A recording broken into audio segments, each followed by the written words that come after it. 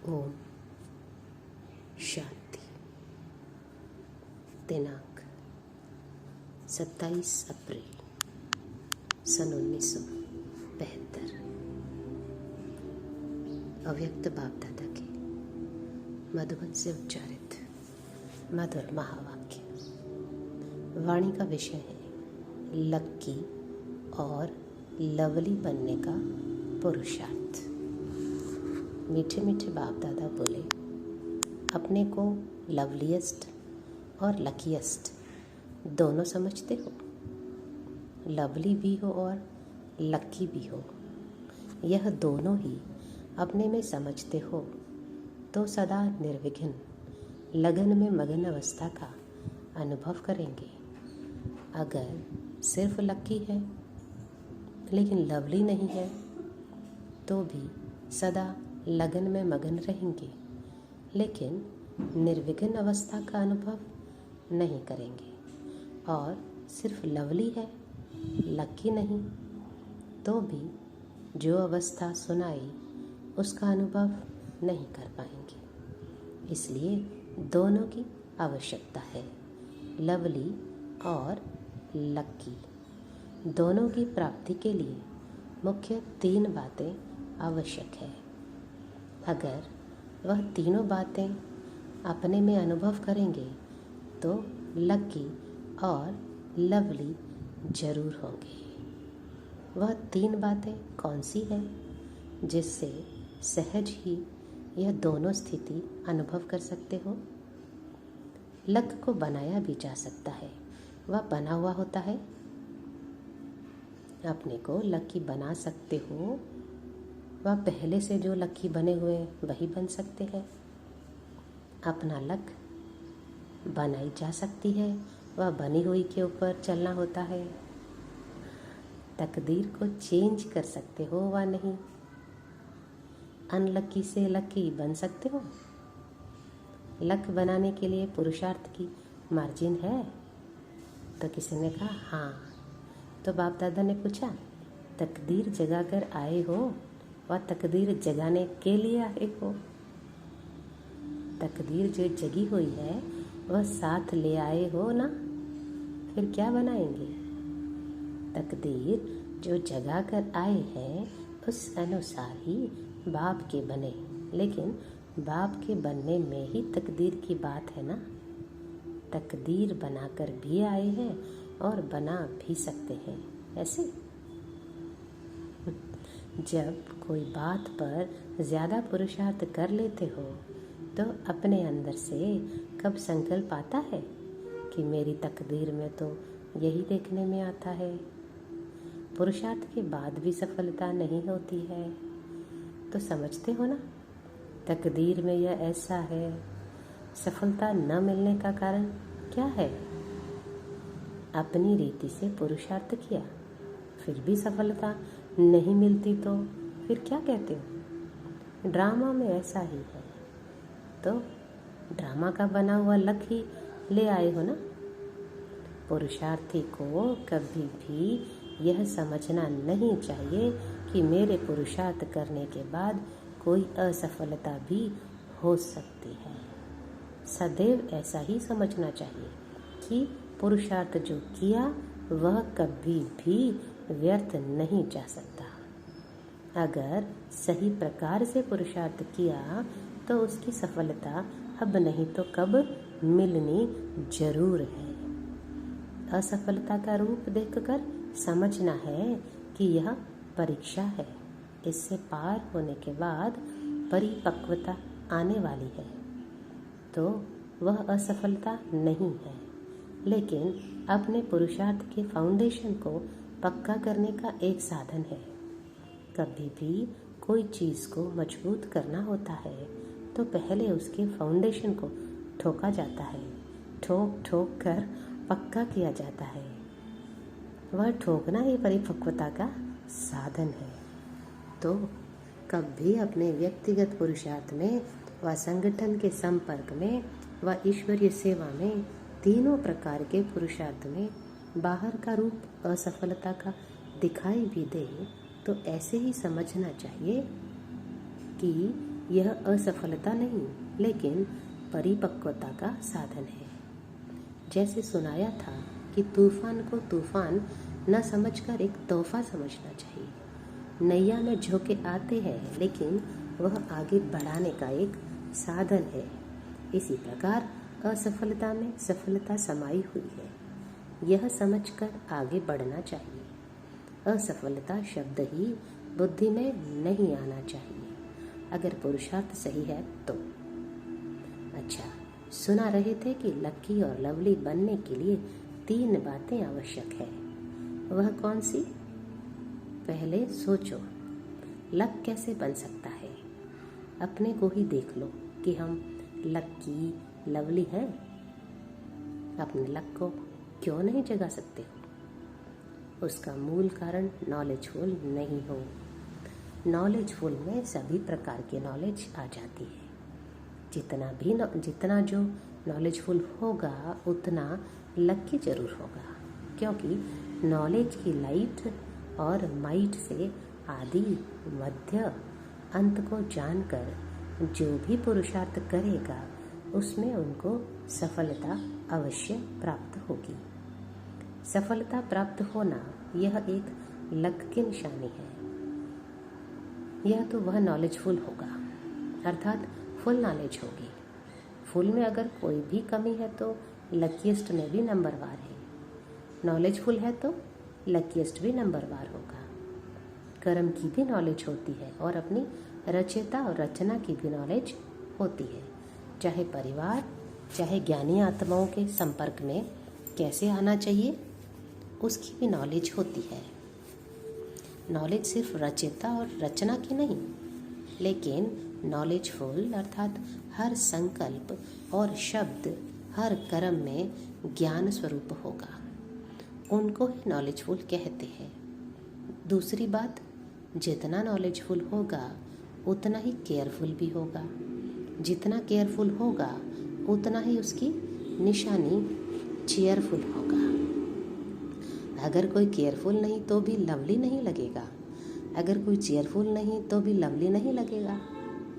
जो केयरफुल नहीं रहता है उनसे समय प्रति समय अपनी व दूसरों के संपर्क में आने से कोई न कोई छोटी बड़ी भूल होने कारण न स्वयं लवली रहेगा न दूसरों का लवली बन सकेगा। इसलिए जो केयरफुल होगा वह चेयरफुल जरूर होगा। ऐसा नहीं समझना कि केयरफुल जो होगा वह अपने पुरुषार्थ में अधिक मगन होने कारण चेयरफुल नहीं रह सकता। ऐसी बात नहीं है। केयरफुल की निशानी चेयरफुल है, तो यह तीनों ही क्वालिफिकेशन व बातें अगर है तो लकी और लवली दोनों बन सकते हैं। एक दो के सहयोग से भी अपने लक को बना सकते हो, लेकिन एक दो का सहयोग तब मिलेगा जब केयरफुल और चेयरफुल होंगे।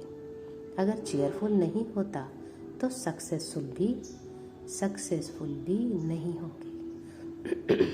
केयरफुल और चेयरफुल है तो सक्सेसफुल अर्थात लकी है। तो यह 3 बातें अपने आप में देखो। अगर तीनों ही ठीक परसेंटेज में है तो समझो हम लकी और लवलीएस्ट दोनों हैं। अगर परसेंटेज में कमी है तो फिर यह स्टेज नहीं हो सकती है।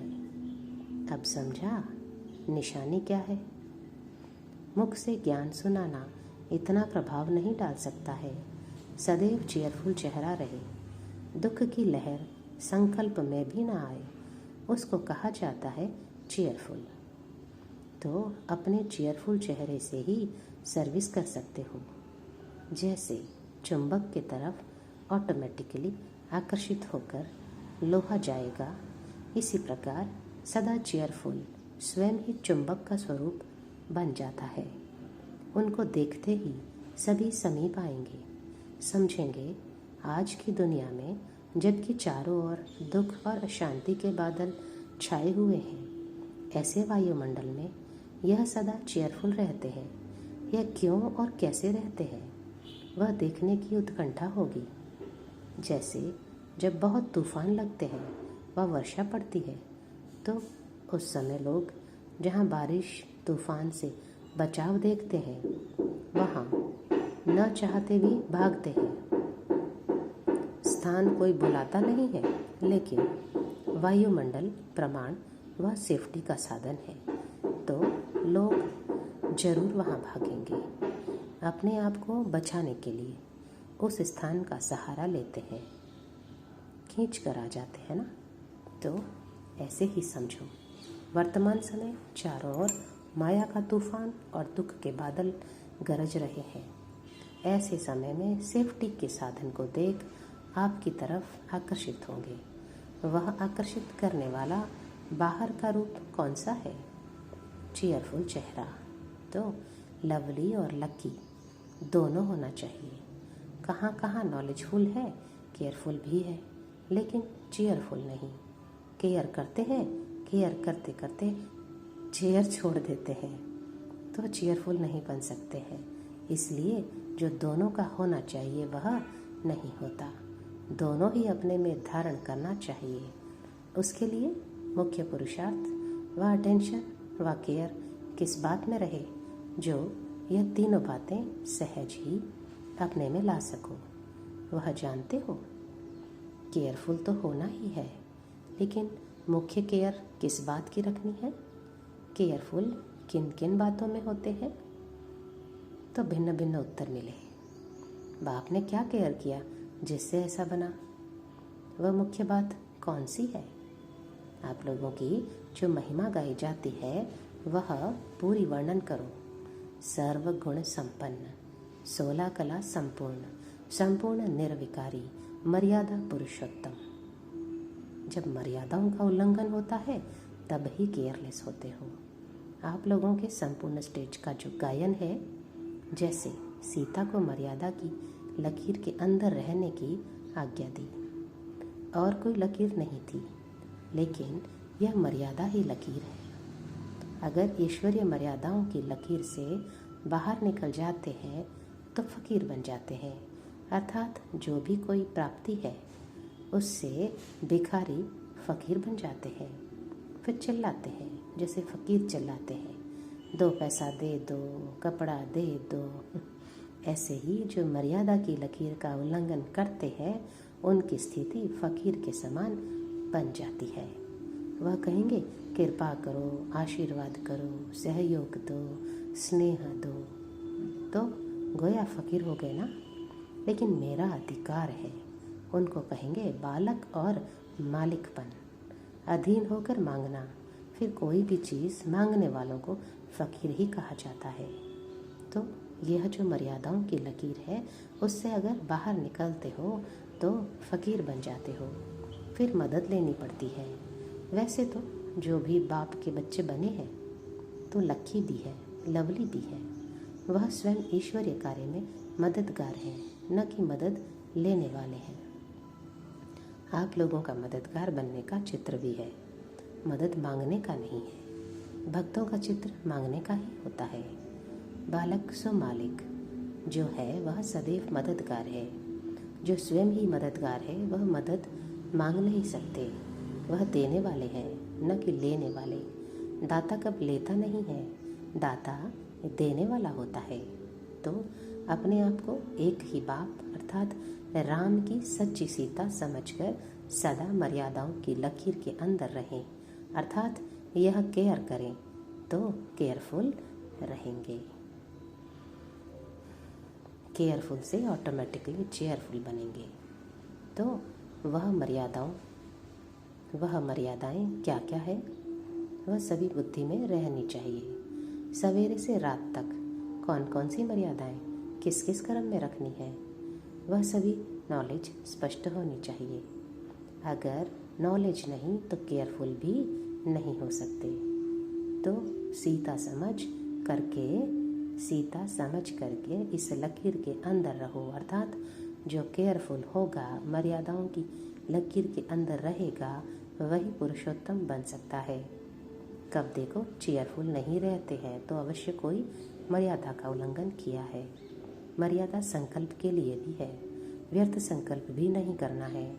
अगर इस लकीर से बाहर व्यर्थ संकल्प विकल्प उत्पन्न होते हैं तो मानो संकल्प में मर्यादाओं का उल्लंघन किया, तब चेयरफुल नहीं है। ऐसे ही मुख से क्या बोलना है और किस स्थिति में स्थित होकर मुख से बोलना है, यह है मर्यादा वाणी के लिए। अगर वाणी में भी कोई उल्लंघन होता है तो चेयरफुल नहीं रहते। अपने व्यर्थ संकल्प विकल्प ही अपने को चेयरफुल स्टेज से गिरा देते हैं, क्योंकि मर्यादा का उल्लंघन किया। अगर मर्यादा की लकीर के अंदर सदा अपने को रखो तो यह रावण अर्थात माया अथवा विघन इसी मर्यादा की लकीर के अंदर आने की हिम्मत नहीं रख सकते।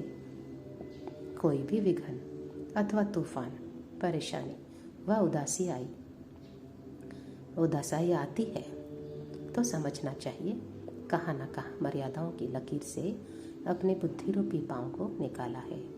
जैसे सीता ने पाँव निकाला, बुद्धि भी पाँव है जिससे यात्रा करते हो। तो बुद्धि रूपी पाँव जरा भी मर्यादाओं की लकीर से बाहर निकालते हो, तब यह सभी बातें आती है और क्या बना देती है? बाप के लकी और लवली को फकीर बना देती है। फकीर बनने की निशानी एक तो आत्माओं से, बाप से सहारा मांगेंगे। अपना खजाना जो शक्तियाँ हैं वह खत्म हो जाएंगी। कहावत है लकीर के फकीर। तो ऐसा जो फकीर बनता है वह लकीर के भी फकीर होते हैं। वह शक्तिशाली स्टेज खत्म हो जाती है। भले ज्ञान बोलता रहेगा, पुरुषार्थ करता रहेगा, परंतु लकीर के फकीर के समान अपनी प्राप्ति का नशा व शक्ति जो होनी चाहिए वह नहीं रहेगी। भक्ति मार्ग में भी लकीर के फकीर होते हैं ना, तो ऐसी मर्यादाओं की लकीर को उल्लंघन करने वाले दोनों प्रकार के फकीर बन जाते हैं। इसलिए कभी फकीर नहीं बनना। इस समय जो विश्व के बादशाह बनेंगे उनके भी बादशाह हो। जैसे राजाओं का राजा कहा जाता है, वह तो विश्व के राजा जब बनेंगे उस समय की स्टेज को राजाओं का राजा कहा जाता है। लेकिन इस समय ब्राह्मणपन की जो स्टेज है वह डायरेक्ट बाप द्वारा नॉलेजफुल बनने की स्टेज ऊंच है। तो ऐसे स्टेज को छोड़कर फकीर बनना शुभता तो नहीं है ना। इसलिए हर संकल्प और कर्म में यह चेक करो, अर्थात केयर करो। बाहर तो नहीं निकलते, ऐसे अपने को मर्यादा पुरुषोत्तम बनाओ। ऐसे मर्यादा पुरुषोत्तम बनने के तीव्र पुरुषार्थी, नॉलेजफुल, केयरफुल और चीयरफुल श्रेष्ठ आत्माओं को नमस्ते। अच्छा, ओम शांति।